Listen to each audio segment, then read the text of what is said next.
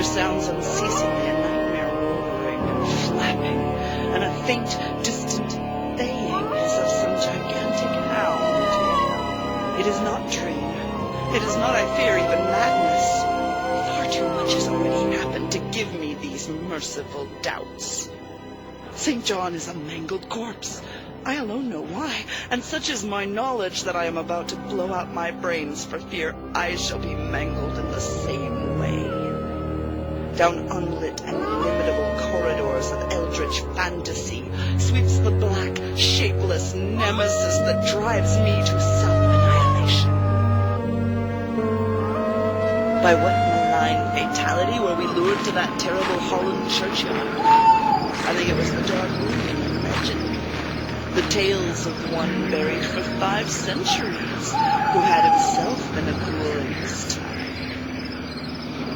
I remember how we delved in the ghoul's grave, and how we thrilled at the picture of ourselves, the grave, the pale watching moon, the horrible shadows, the grotesque trees, the titanic bats, the antique church.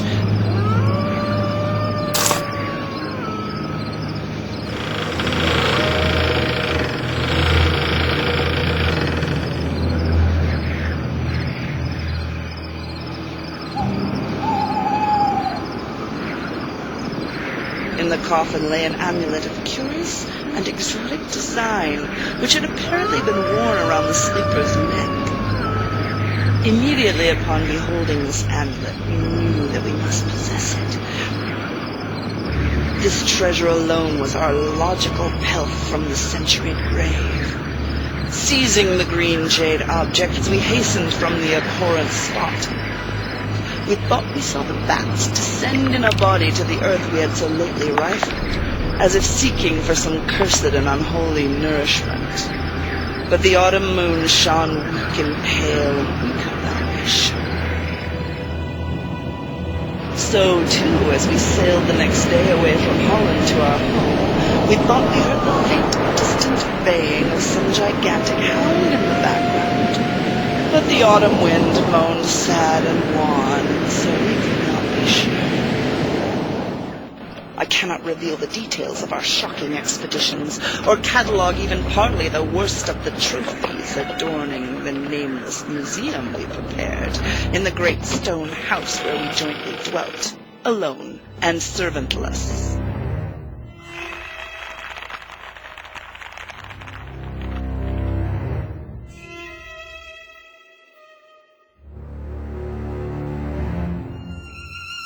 St. John recognized the green jade amulet as the thing hinted of in the forbidden Necronomicon of the mad Arab Abdul al-Azred.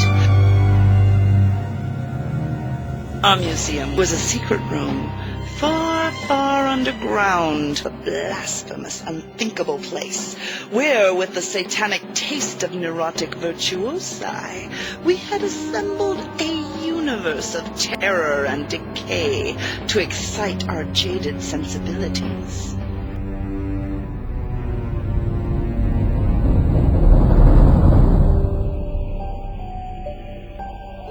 Less than a week after our return to England, strange things began to happen. We were troubled by what seemed to be frequent fumbling in the night, not only around the doors, but around the windows also, upper as well as lower.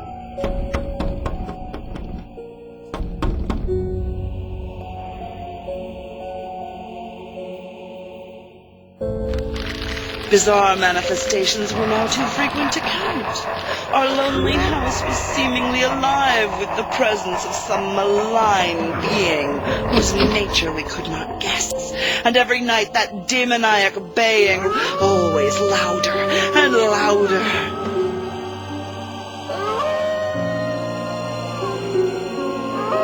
The horror reached a culmination on November 18.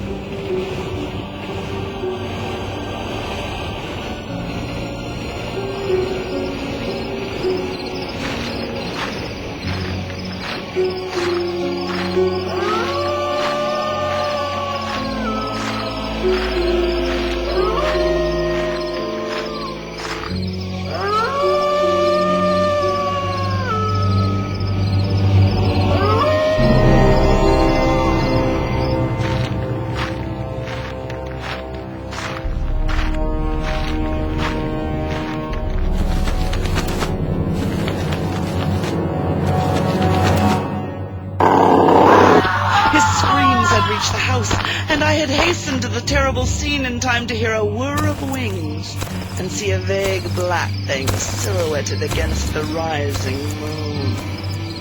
My friend was dying when I spoke to him, and he could not answer coherently. All he could do was whisper, "The amulet! That damned thing!" Then he collapsed, an inert mass of mangled flesh. I buried him the next midnight in one of our neglected gardens.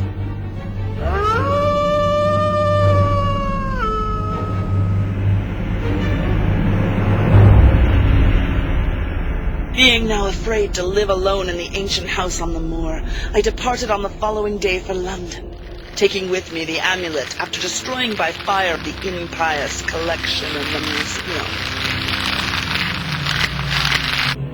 But after 3 nights, I heard the baying again, and before a week was over, felt strange eyes upon me whenever it was dark. The next day, I carefully wrapped the green jade amulet and sailed for Holland. What mercy I might gain by returning the thing to its silent, sleeping owner, I knew not, but I felt that I must try any step conceivably logical. What the Hound was, and why it had pursued me, were questions still vague. But I had first heard the baying in that ancient churchyard, and every subsequent event, including St. John's dying whisper, had served to connect the curse with the stealing of the amulet. Accordingly, I sank into the nethermost abysses of despair when, at an inn in Rotterdam, I discovered that thieves had despoiled me of the sole means of salvation. The baying was loud that evening, and in the morning I read of a nameless deed in the vilest quarter of the city. In a squalid thieves' den, an entire family had been torn to shreds by an unknown thing which left no trace. So at last I stood again in the unwholesome churchyard, where a pale winter moon cast hideous shadows, and leafless trees drooped sullenly to meet the withered, frosty grass.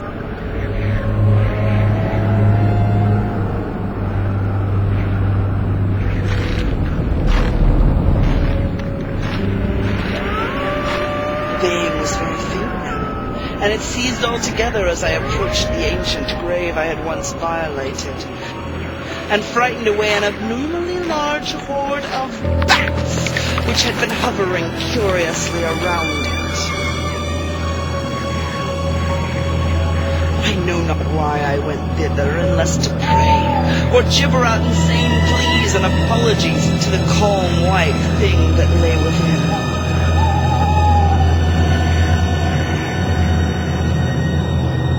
I reached the rotting oblong box and removed the damp nitrous screen. This is the last rational act I ever performed.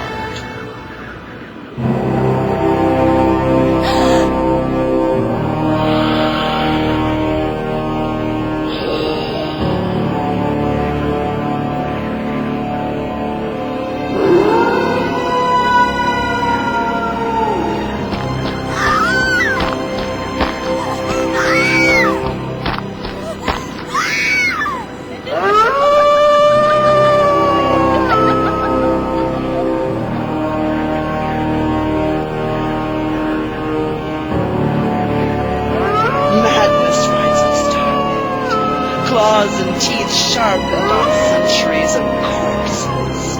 Now as the baying of that dead, fleshless monstrosity grows louder and louder, and the stealthy whirring and flapping of those accursed web wings closer and closer, I shall seek with my revolver the oblivion which is my only refuge from the unnamed and unnamed.